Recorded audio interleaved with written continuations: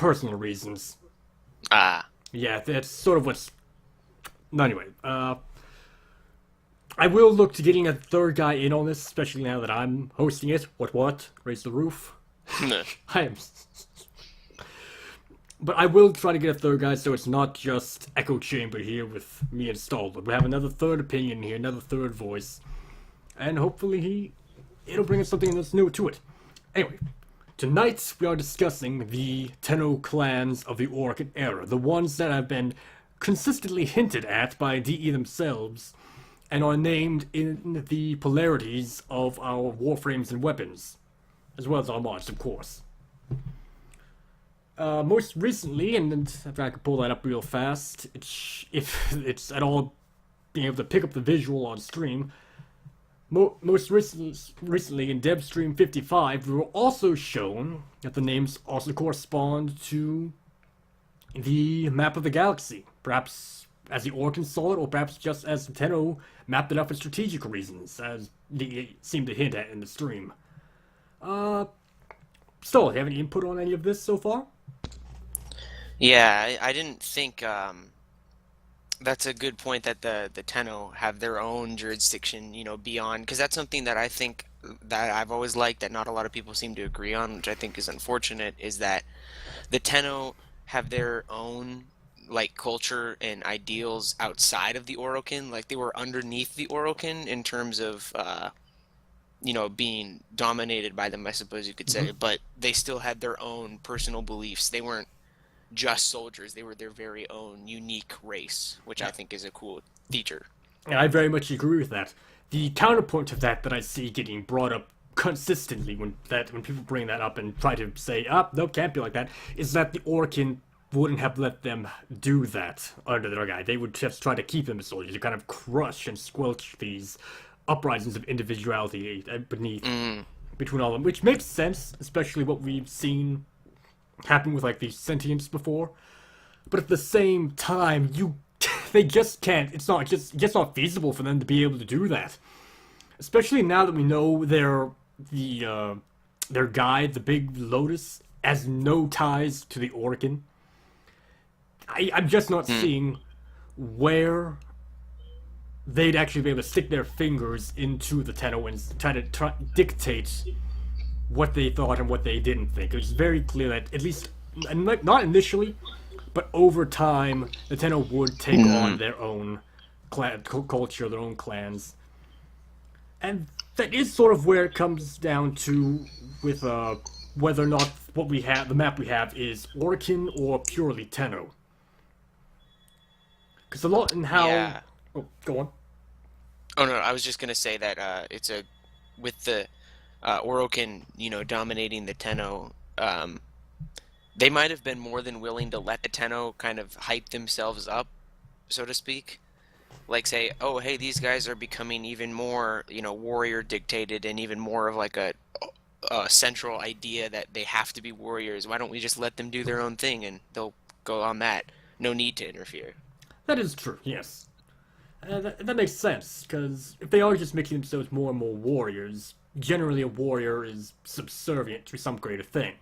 Or at least that might have been their sort of idea going in. As they were warriors, but they still served the Orc, and as long as they kept the sentience at bay and finished up this whole old war business, it was all okay.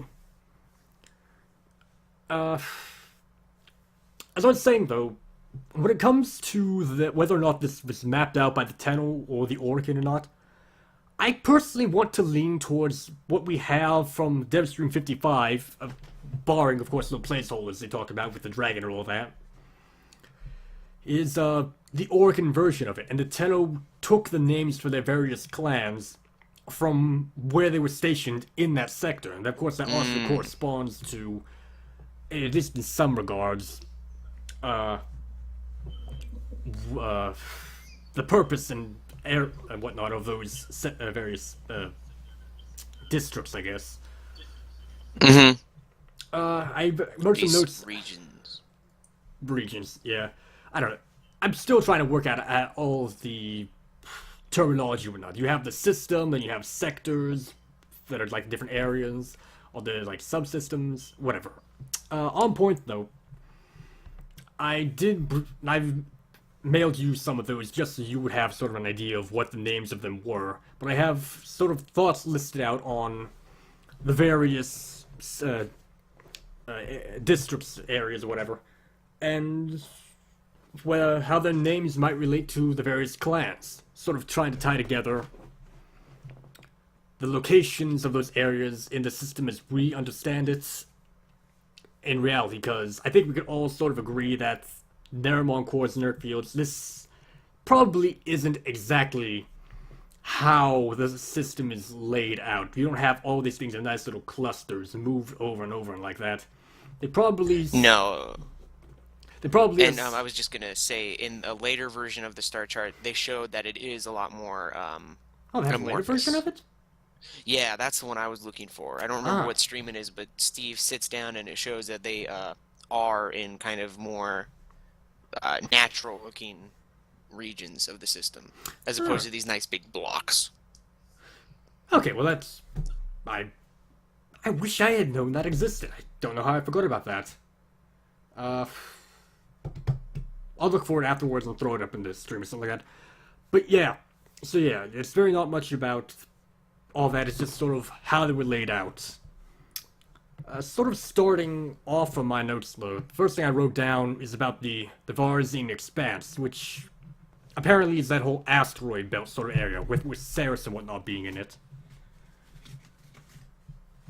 And so my thoughts on that were generally this is like the surrounding point for the center of the universe. This is basically what we think. The whole asteroid belt is basically what we use to separate the inner solar system from the outer solar system. Mars and all that inside, Jupiter and everything else outside. And this makes sense from I don't know, some kind of sci-fi tactical perspective to be the defending point to stop things from getting into that inner solar system, which makes sense to be the like the colonization spots of the Orcan Empire. Like Steve said during the Division 55, Mars and Phobos and whatnot were sort of the population centers of the Orcan. Mm-hmm. So generally, Um, oh, go on. I'd see them as the survivalists of the Tenno, the kind of the secretive but the steadfast ones who stand at the edge and are prepared for anything that would come to them. They're not so focused on maybe going out and dealing with threats, but they're the ones who definitely stay close to home. The Aye, Frosts and the Rhinos and that. aye, and that's another thing I also kind of tack up on the various sort of polarities that are tied to the warframes. Kind of maybe hint at what clans sort of favored them. So like warframe, not exactly which clans solely use them, but the ones that sort of had more interest in them. And of course that makes sense, like you said, Rhino and Frost, they have double D bubble Vizarian polarities, and so that's a more defensive stance compared to like Nova, who is very much more in line with the I think it's the Madurai. Yeah, the Madurai. Yeah, the Matarai. We'll get to them later. Because I don't yet rate Yeah. they are on the chart there. So, yes. And I see the Vizarian very much in the same way. They're the defenders. They're the protectors. They're the first line. They're the shield that stops the enemies from getting past them, getting to whatever they're assigned to protect. And again, with the Yeah. riders and whatnot. And it makes sense that the 10 that were assigned to do this, and that would make up the Vizarian clan later, would become these would assigned to do this and be the protectors, would take on the name of the area which in they're sent to defend the system from. Again, that big great tactical advantage point, the asteroid belt and whatnot, the Vizarian expanse. Perhaps there's also something to be said for the fact that the first Tenno dojos are there, or at least the Tenno dojos of today are. Get with the earbuds! But perhaps there's something to be said for the fact of the Tenno dojos being there and tied to that, but I don't know. It would kind of feel more like Naramon and whatnot would be the place for the dojos, but. Mm-hmm. On Naramon, the Naramon core. The Naramon mods being your utility powers, your efficiencies, things like that. Sort of they're not just utility mods now, but they have the Mostly. yeah, a lot of them are utility mods, but they have this sort of it's not defensive, it's not aggressive, it's just sort of quality of life. To coin a phrase, use a phrase that's been Hmm. coined. To me, the Neramon struck me as kind of the tacticians and the scholars of the Tenno. They were more focused on like being adequately prepared for anything That that makes they would sense. go find. And they had and this is all my fan fiction, but they have a pretty close tie with the Vazarin in being focused on adequate preparation, but instead of waiting for things to come, they go out and find them, which is why things like Rush exist under the Neramon. Potentially. Yeah, I never thought about the whole like rush and all that, and especially with mobility and things like that have now been introduced. Them sort of being the ones to go out and find the guys. To me, that's more the Hmm. Baduri, but for a completely different reason. Yeah. It's just sort of my general thoughts. I don't have much on these guys compared to some of the others, but I like to think of them as having been like the first Tenno, actually. The first Tenno to be Hmm. outfitted with the Warframes. They're the oldest of the clans. They're sort of these ancient, wizened guys. Not relying all that much on the Force for offense and defense, but sort of, helping out along. And that, again, I would see those as the Zenoric or the Unairu. yeah, the Xenoric get weird, and Unaira as well, especially given where the thing's located. But generally, my train of thought is okay, they're here at the center of the galaxy. They're most likely closest to the Orcan. These guys might very well be the first to have ever been made. Hmm. You mentioned the Xenoric, though, and I don't know what to make of this. The Zenoric strike me as the kind of the philosophers and the meditators. They're kind of, I guess you could say, starry-eyed in the Tenno. They believe in mastering the Warframe over the weapons that the Warframe wields, which is why they're, so focused on channeling the inner void energies that the Tenno have. And they're definitely the ones who are, I guess, like to put um, all the things, like what the clan holds closest. The Vazarin, hold defense closest. The Neramon hold tactics closest, and then the Zenoric hold the Warframe, just the Warframe itself. Right. That makes sense. I agree completely with the use of powers of weapons and whatnot. Ah, agree with the powers of weapons and whatnot. Um, Lost my train of thought here. What I don't understand about though is why are they at the Orcan population centers? Why are these Tenno that focus on the power of the Warframe located with around like regular people and whatnot? Would it not make a bit more sense for the Vizarin to be there? Perhaps they ought to change places. Um, Again, I think the idea for the Vazarin to be on the outmost sector, defending against the outside forces of the, beyond the system, makes sense for their position.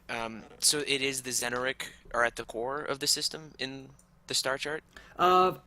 I think sort of Neramon are at the core. They were described as being the Yeah. Orca populous centers.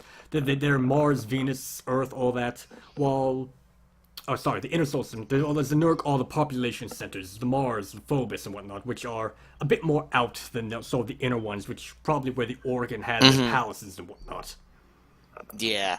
Maybe it's because the Zenoric were kind of because of their focus on like mastering the Warframe, they were also kind of like the proselytes of the Tenno. They kind of went out there and showed how perfect the Tenno could be, like as just a Tenno, not including, the mastery of weaponry, but just look at how perfect these pristine warriors are and their mastery over the void energies that they, command.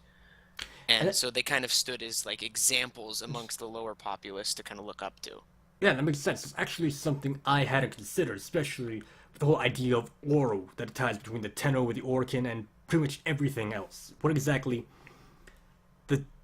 being a Tenno might mean to everyone else in the system, whether or not they're the highest guys or low guys, they probably had some experience with Oro. Like I said in earlier streams, I think that the Lorsts are very tied to the Oro energies for which the Empire took claim. Perhaps further backing this is a little connection I made, but when you wear the New Loka sign, Dana, it glows through use of your powers. And the New Loka are sort of these humanist guys, whether it's humanity from a philosophical sense or from a physical sense, unclear, but I wonder if there's some connection there, because I stand very much by my idea that because of the Orican aesthetic elements that are in their room on the relay, the New Loka has some deeper tie to them, and that kind of makes sense with the whole idea of that, or the Orcan having been these physically beautiful and perfect creatures, which we see coming through. It unfortunately does paint the New Loka as very Nazi-esque all over again, but yeah, they get a bad rep. They do get a very bad rep. They're up there with Red Veil on that. Yeah, I think it'd be a cool thing if the Oro, was like, because describing the power and how the thing pulses. Maybe, all right, this is going to be kind of there's a lot of leaps involved with what this is going to be, but like it pulses as a sign of the person wearing it, being perfect humanity. Maybe Oro is something latent within every person as sort of like the ability to withstand death. Maybe it's like kind of like what we think of as luck is this Oro force. perhaps. And it's stronger in some people and weaker in others, and that's why the New Loka sees Tenno as so majestic, is because they have these fully formed Oro that allow them to completely withstand death. Potentially, that's definitely thought for like a future LoreFrame stream on Oro itself, because that's going to be a much bigger topic than we can possibly fit into here without getting horribly off track. So, yeah. I'm making note of that though. The people watching the stream, I guess all three of them, I can't actually tell from this point. 2, haha. 2! I think one of them's me, so 1. Wait. 1 is me, 1 is you, and then we got Angius T and Sonatorum. Oh, glorious. Excellent. Thank you for watching the stream. This will be up on YouTube and whatnot later, but moving on. Next on my list is the Madurai. From the Madurai sphere, which was described as being the exit point of the solar system. The whole, out there by, like, Eris, Pluto, and whatnot, the farthest of the far reaches. In particular, and to me this makes sense that the guys most geared towards offense would be located there. They're the tip of the spear. They're the go-to assault force. They're the guys that have the most damage. They're guys who go into, after the sentients have been routed and sort of pushed back, they're sent out to follow up and invade Tau. Even before we knew for a fact that the sentients had invaded Origin, we knew that the Tenno and the Orchid Wilds had pushed back and started to attack them in Tau itself. The system with the blue star mentioned in the Mag Codex. And that is done through the outer terminus, most likely, and whatnot. On whatever planets are there. It makes sense for these hyper-aggressive, hyper-frontal assault groups to be the ones doing that. Aside from the Varzin being the whole defensive thing, these guys are probably the most straightforward in how that whole principle connects, if it connects at all. Definitely. The warriors and the weaponsmiths, pretty cut and dry with them. Well, I get... Yeah, we'll get into like the weaponsmiths a bit later, because I almost feel like that might be assigned to another group, but next we have the most confusing of them all. The Unaru Volatiles, and it took me I actually had to rewatch the entire stream to figure out what the name was, because that whole little couch box is blocking the name. Yeah, but they're the Unaru Volatiles, and that is the occasional melee stance. And I definitely think they're the masters of melee combat. Oh, without doubt. They were the weaponsmiths. They were the guys that would train the newer Tenno sort of bar any ideas of what Teshin and whatnot might have been in the Conclave before Hmm. that, they would have been the guys who trained the newer Tenno in the ways of the blade. They were the guys who trained them, the masters, the combos and whatnot. They probably pioneered all of these things, even though the majority of weapon combos don't tie into that style. I like to think that they did create them, and then the other clans sort of adopted them from there based on sort of various preferences. So they all had their origins within Unaru, but after that, and Madorai took up like a flailing branch or whatever. Malmon took up others, Varzin took up others, Zeneric, etc., etc. What I don't get is if there is like a connection, like with Varzon and Madurai, to be connected to where they are in the solar system. Why is it Hmm. by the gas giants and whatnot? Why is it by these super planets that would be like harvesting areas like we see today?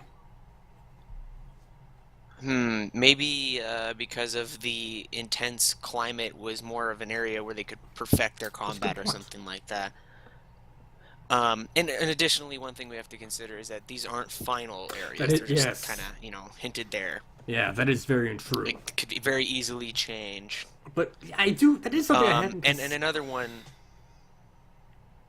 you first. Okay, but that is something I hadn't considered. That it's just the fact that these things are massive. You have gravity playing a factor, and even for the large part, we don't see that playing a lot on the Tenno, but a lot of that is just sort of gameplay mechanics. So you had gravity affecting you more and more depending on where you were. It'd be a completely different game from when you're on Earth to when you're on Jupiter, and that'd be like a whole new balancing issue. DE probably someone to mess with. But from a lore Yeah. standpoint and whatnot, this heavier gravity, it's Dragon Ball Z is what it is. You train in heavier gravity, you get Yep. stronger. You get It's stronger fast. what are those hyper chambers? The hyperbolic time chamber, or whatnot, or uh, Yeah. it's like that. No, it's the ship that they used for a while. I don't know. Yeah. Muffin button. Um. So yeah. Because from now we move into the final two, and these are the two that aren't represented on the Deadstream 55 star chart as we saw it, and that is Penjaga and I'm probably going to butcher this horribly. Konexki, Konexai, something like that. And Penjaga they're the companion mods. Yep. They're the pretty much just mods for everything companion that doesn't fall to one of the others above. And to me, this sort of paints the Penjaga if these are clans and not just something else entirely, because it's kind of hard to tell given we have sort of this basis with the star chart and whatnot. But I think the Hmm. Penjaga clan were like the kennel masters. They bred the Yep. Kubros and the Sentinels and all that, and raised them, trained them, and basically these were where the Tenno use of these started out.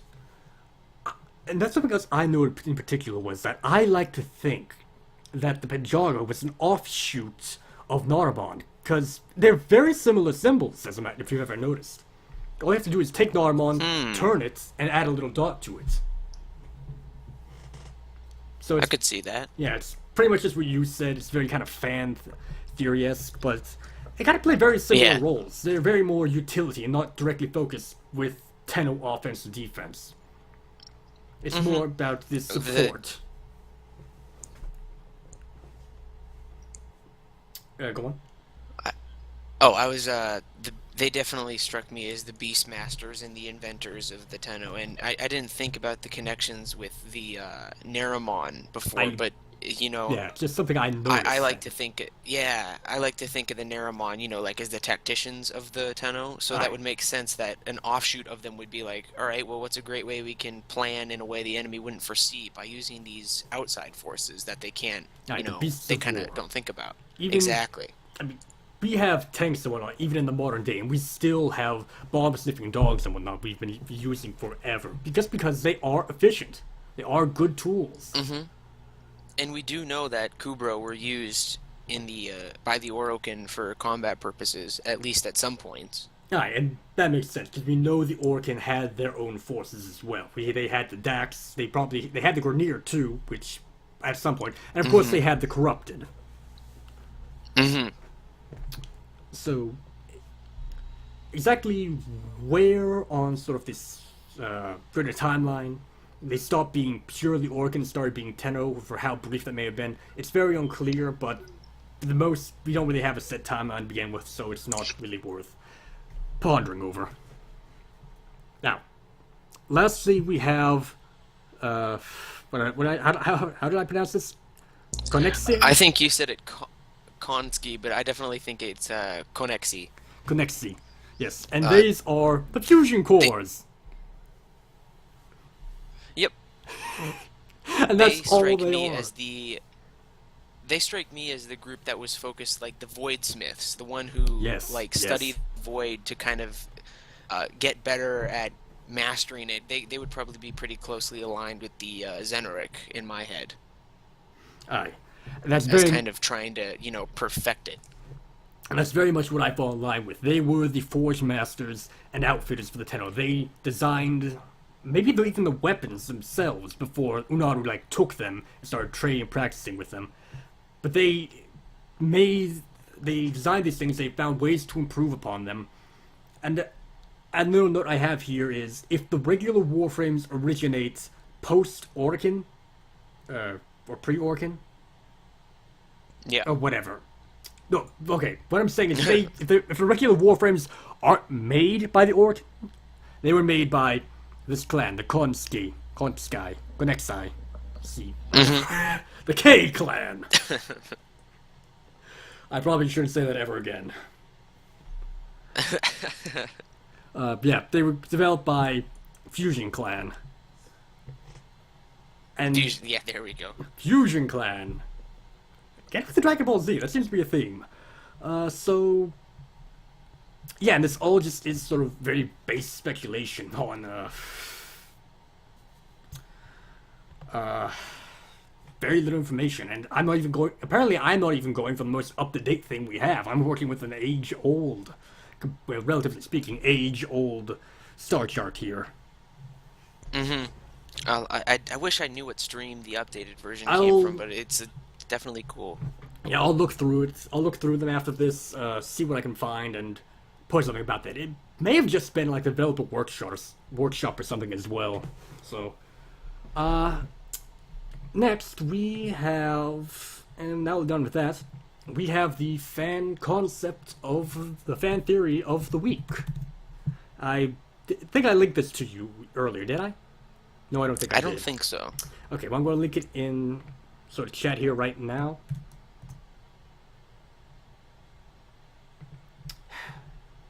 In TeamSpeak chat? Yeah. Or in, okay. Yeah, it's right there. I've linked that to you now, and it is our Cephalon weapons, the height of Orkin technology. It's actually something that gave me a bit of pause here. Basically what Momar is saying is, I honestly didn't read this whole thing, so... We know from the Codex the Orkin Empire equipped the Tenno with the weapons of the old ways, gun and blade. Now, these weapons seem pretty darn advanced, but the choice of words seem to apply to very low tech by the standards of the day. And we even see that sort of with what they have. Even with Bratton being a Corpus remake of something like that, the Boar, the Bratton Prime, and of course all the blade and melee weapons are relatively low tech compared to future stuff. I mean, especially what we see with like the fusion mowers and whatnot, which are said to be made of Orkin technology, well, with high levels of Orkin technology. Yeah. So, and basically what he says is that all that the weapons we see as being Cephalon, the Grammacore and the Simular, which are the only two we have so far, might not be Cephalon originals, but rather because they're this more sort of energy style thing going on, maybe they have origins from the Orkin themselves. And to me, it's actually kind of interesting because even with their look, they have this sort of very flowing and elegant thing. And of course, DE had a whole workshop about saying they wanted to make these look very dang it, what did they say? Kind of shellfish like horseshoe crabs and whatnot. They said, sort of based on that kind of rough shape, but at the same time, they are still this very sort of organic and flowing type of thing. they lack the kind of pristine gold and embroidering and whatnot of the sort of Orkin designs, but these aren't Orkin handing these things out. They're Cephalons who've likely taken these and twisted them and remade them in their image. But at the same time, I still see them as having this very organic, flowing design, which you kind of see in Orkin things themselves, especially when you look at like the Orkin derelict ships and the occasional Orkin ships you can see one going into the void. Take away the infested tendrils off of that thing, and it has this very sleek, smooth kind of design to it. It's Mm-hmm. And so a question is brought up is perhaps this technology we have here is being used by the Cephalons was what was used at the height of the Orkin Empires, their own weapons of choice and whatnot. This kind of classic energy weapon sort of look, which I'll admit kind of fits with the idea of these Orkin as the high-end masters of technology.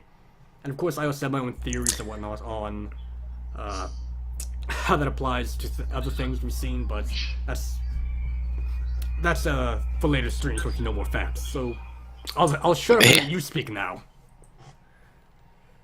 I definitely, I think that that's a good idea with the Cephalon weapons being that height of Orkin technology, but they're used the way we have them, described as in lore as scientific collection weapons and such. Yeah. And the Cephalons themselves, at least from from what we know from Cordelon, aren't too capable of, like, I'm trying to think of a good way to describe it, like their own personal, they're not weapons themselves, I guess you could say. They just monitor weapon systems and information. So I could definitely see those kinds of things like being, devolved versions of Orokin stuff. That would definitely make a lot of sense. But I think that what the Orokin had in terms of true weapons, like the really scary stuff, would have been like Exterminatus scale that we just haven't seen yet. Like, something I see a lot that gives me, the Cascade bombs and stuff like that, and something I see a lot that always makes me question it. I never looked into it too deeply, but there's a huge scar on Phobos if you look at the texture of the planet, and I don't know if that's actually on the planet. Like I said, I didn't really look at it, but I think that, because I remember DE said that they did slightly alter the texts to be or the textures to be lore friendly. So if, like, there's some giant, planetary annihilation beam that was used on Phobos to, like, subdue a rebel uprising or something, that would be something cool to see in the future, perhaps. That does make sense. Yeah. Yeah. Yeah, and it does. Also, this idea of the Orkin just, you know what? Nuke it from orbit. We don't even worry about this. Just wipe everything out, start over. That kind of fits with this idea of these what we kind of see with them in the crewman synthesis. These guys are willing to go to any lengths to sort of make sure their philosophies and ideals are preserved, even if that costs them great things. Now, in the crewman synthesis, they broke down because they backed off because they realized this was sort of a final chance at saving themselves, but at the height of its power and at times when it didn't have to worry about that sort of thing, I can totally see them just wiping entire planets clean to start over. They definitely would not be above that.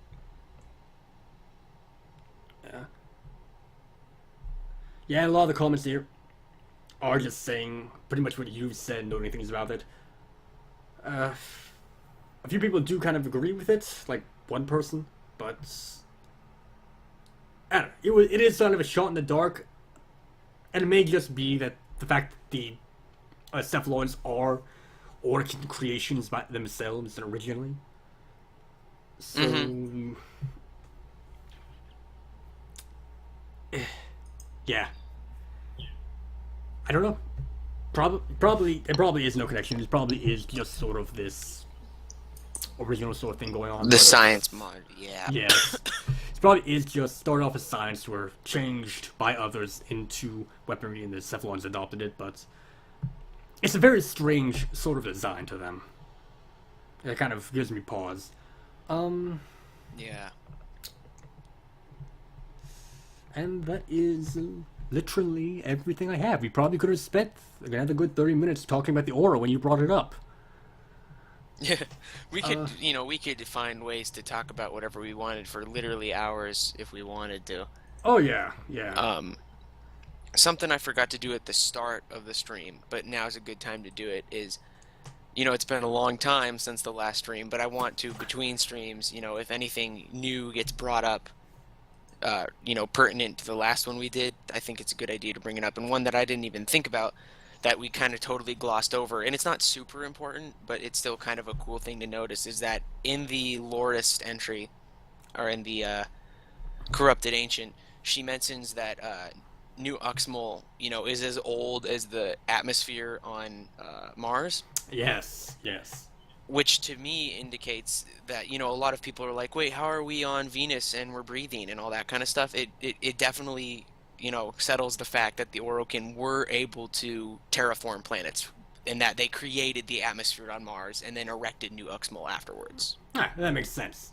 And in some degree, and according to, with a few regards, I do think that doesn't excuse certain things, like yeah, snow on Venus and whatnot. But that definitely is a good point. That definitely brings up quite a few other interesting tidbits. Mm-hmm. And it definitely rules out something that I've seen brought up at least one other time before, that the sentients were meant to be terraformers of planets. Because clearly the Orkin could do this themselves. True. They had Martian atmosphere a long time before they had the sentience. Because in the crewman synthesis itself, it's brought up that one of the executors speaking, has a cozy little position on Mars. So. Yep. So yeah, definitely sort of, if we can possibly extrapolate a lot from that, it definitely cements that the sentients were just there to build the solar rails, just to get the and origin. do the terraforming. Well, again, I don't think to do the terraforming itself. I just think that this Origin needed to get out of Origin and into Tau within a feasible time, and for the Origin, that's solar rails.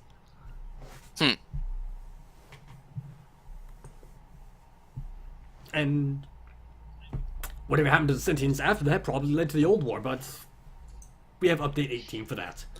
So yeah, hopefully, man. God, I hope so. I hope that comes before. We need lore, man. Come on, D. Give us that quest. Lotus dies. That's all I want.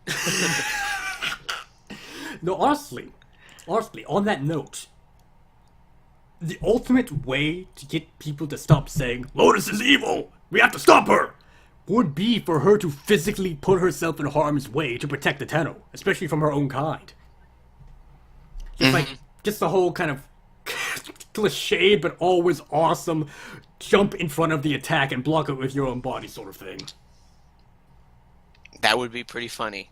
That would be awesome, especially if it's from another sentient. I'm picturing the whole Mirage thing with the laser eye or whatever.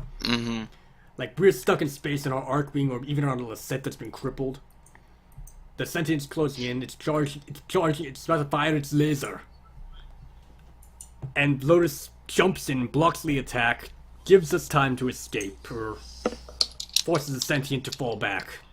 Because if it was her father, or whatever, that hurt her, I could see that giving him enough pause for all of us to get away altogether, because whether or not the other sentients care about Lotus and whatnot, or just want to see her fixed, it's clear that Burning Lotus still has very deep feelings for its daughter. Burning Lotus. That's what I call it. Because it's awesome.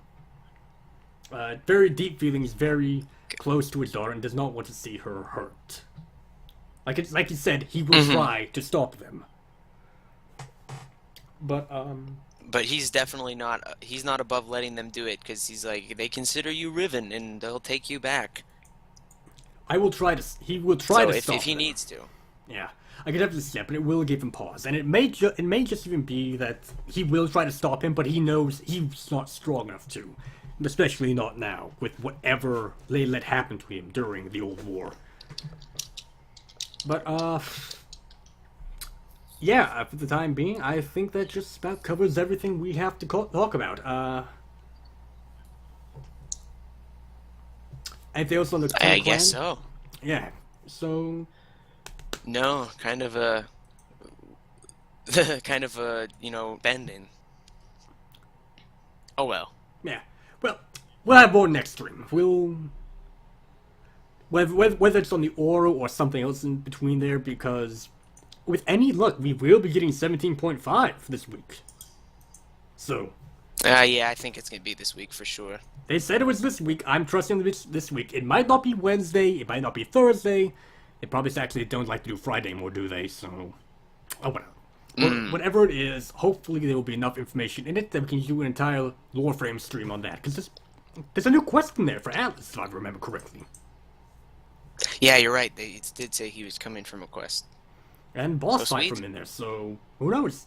So yeah, for the time being, we are going to sign off, and we will rejoin you next Monday, a bit later this time, and Yeah.